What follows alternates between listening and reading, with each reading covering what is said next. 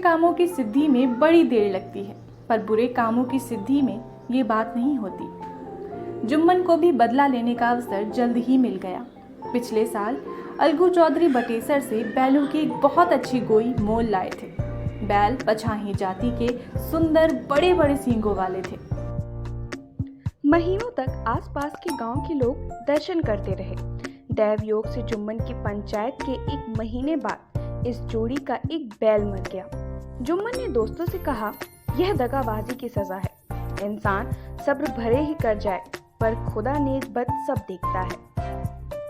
अलगू को संदेह हुआ कि जुम्मन ने बैल को फिश दिला दिया है। चौधराई ने भी जुम्मन पर ही इस दुर्घटना का दोषारोपण किया।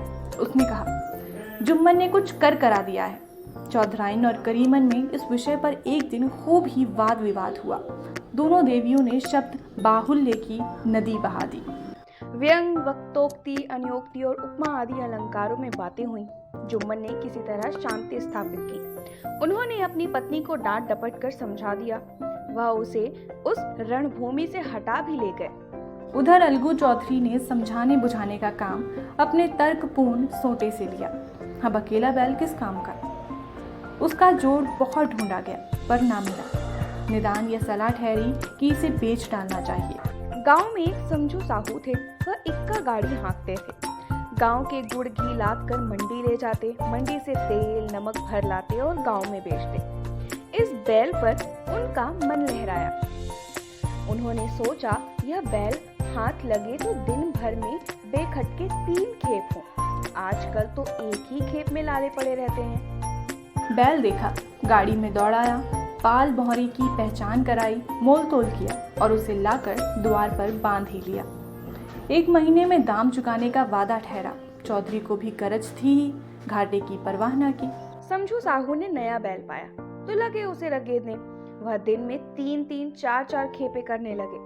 ना चारे की फिक्र थी, ना पानी की, बस खेपों से काम था। मंडी ले गए, वहां कुछ सूखा भूसा सामने डाल दिया।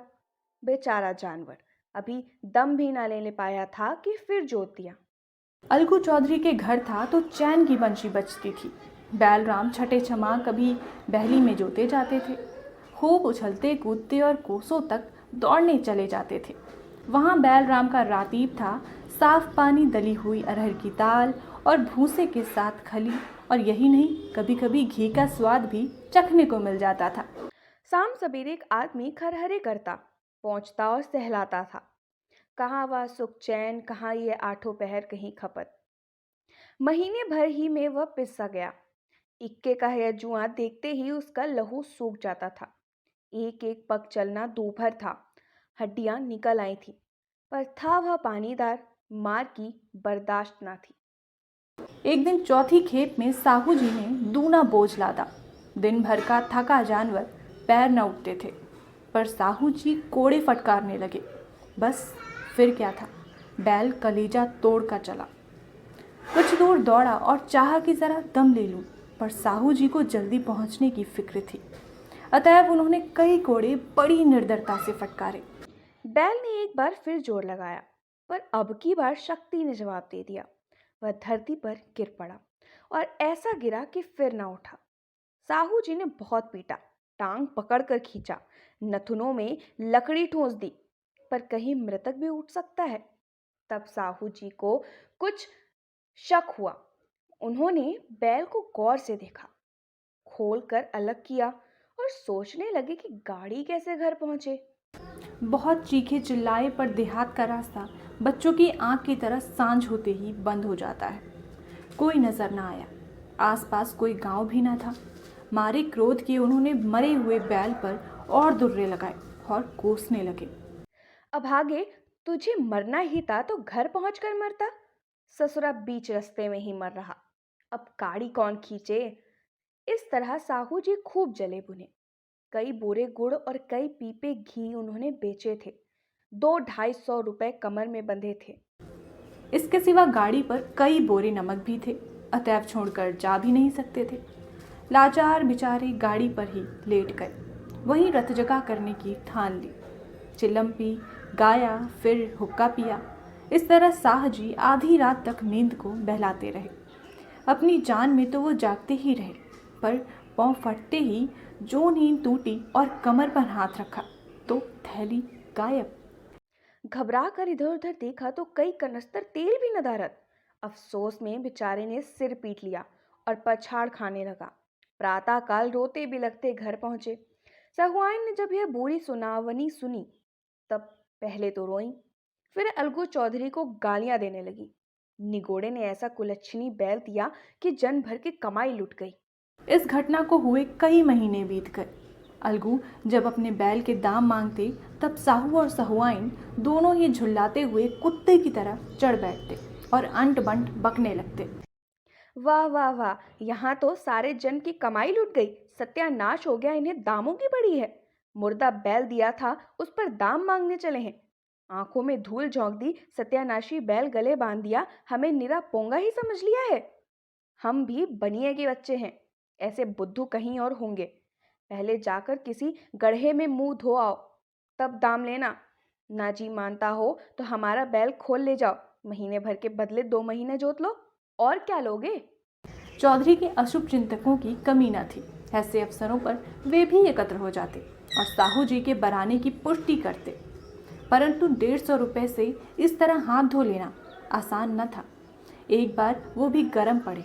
साहू जी बिगड़कर लाठी ढूंढने घर चले गए। अब सहुआइन ने मैदान लिया। प्रश्नोत्तर होते होते हाथापाई की नौबत आ पहुंची। सहुआइन ने घर में घुसकर किवाड़ बंद कर लिया। शोरगुल सुनकर गांव के भले मानस घर से निकला। वह परामर्श देने लगे कि इस तरह से काम न चलेगा, पंचायत कर लो, कुछ तय हो जाए, उसे स्वीकार कर लो। साहू जी राजी हो गए। अलगू ने भी हामी भर दी। पंचायत की तैयारियां होने लगीं। दोनों पक्षों ने अपने अपने दल बनाने शुरू किए। इसके बाद तीसरे दिन उसी वृक्ष के नीचे पंचायत बैठी। वहीं संध्या का समय था। खेतों में कौवे पंचायत कर रहे थे। विवादग्रस्त विषय था यह कि मटर की फलियों पर उनका कोई स्वत्व है या नहीं। और जब तक यह प्रश्न हल ना हो जाए तब तक वे रखवाले की पुकार पर अपनी अप्रसन्नता प्रकट करना आवश्यक समझते थे। पेड़ की डालियों पर बैठी शुक मंडली में वह प्रश्न छिड़ा हुआ था कि मनुष्यों को उन्हें वैसुरौवत कहने का क्या अधिकार है, जब उन्हें स्वयं अपने मित्रों से दगा करने में भी संकोच नहीं होता। पंचायत बैठ गई तो रामधन मिश्र ने कहा, अब देरी क्या है, पंचों का चुनाव हो जाना चाहिए। बोलो चौधरी, किस किस को पंच बदते हो। अलगू ने दीन भाव से कहा, समझू साहू ही चुन लें।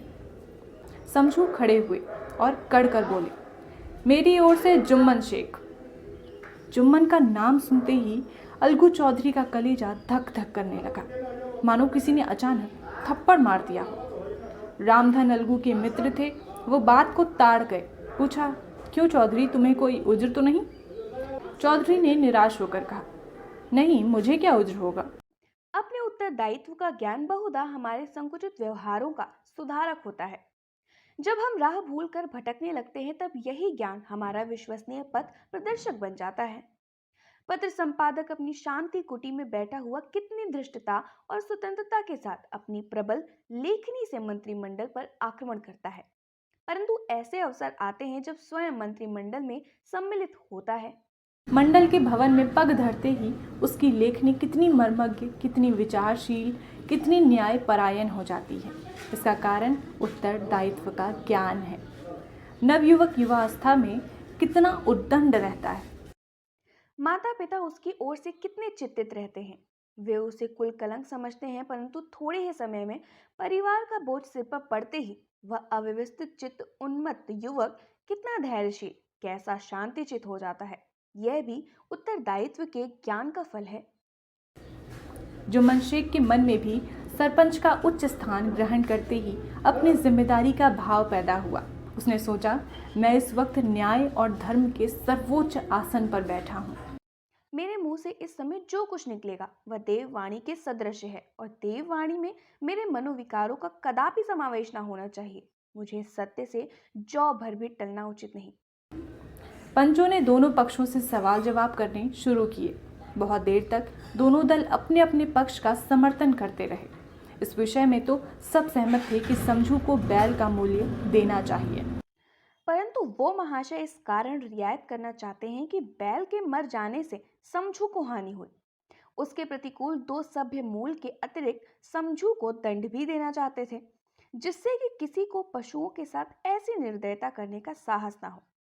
अंत में जुम्मन ने फैसला सुनाया, अलगू चौधरी और समझू साहू, पंचों ने तुम्हारे मामले पर अच्छी तरह विचार किया। समझू को उचित है कि बल का पूरा दाम दें। जिस वक्त उन्होंने बैल लिया उसे कोई बीमारी न थी। अगर उसी समय दाम दे दिए जाते तो आज समझू उसे फेर लेने का आग्रह न करते।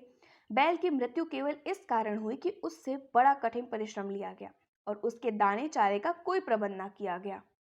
रामधन मिश्र बोले, समझू ने बैल को जानबूझकर मारा है, अतएव उसे दंड लेना चाहिए।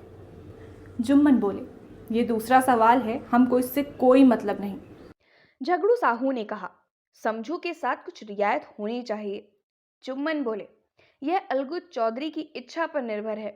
यह रियायत करें तो उनकी भरमानसी। अलगू चौधरी फूले न समाये, उठ खड़े हुए और जोर से बोले, पंच परमेश्वर की जय। इसके साथ ही चारों ओर से प्रतिध्वनि हुई, पंच परमेश्वर की जय। यह मनुष्य का काम नहीं, पंच में परमेश्वर वास करते हैं। ये उन्हीं की महिमा है। पंच के सामने खोटे को कौन खरा कह सकता है। थोड़ी देर बाद जुम्मन अलगू के पास आए और उसके गले लिपट कर बोले, भैया, जब से तुमने मेरी पंचायत की तब से मैं तुम्हारा प्राण घातक शत्रु बन गया था। पर आज मुझे ज्ञात हुआ कि पंच के पद पर बैठकर न कोई किसी का दोस्त है न दुश्मन। न्याय के सिवा उसे और कुछ नहीं सूझता।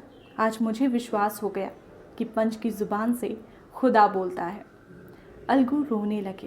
इस पानी से दोनों के दिलों का मैल धुल गया। मित्रता की मुरझाई हुई लता फिर से हरी हो गई।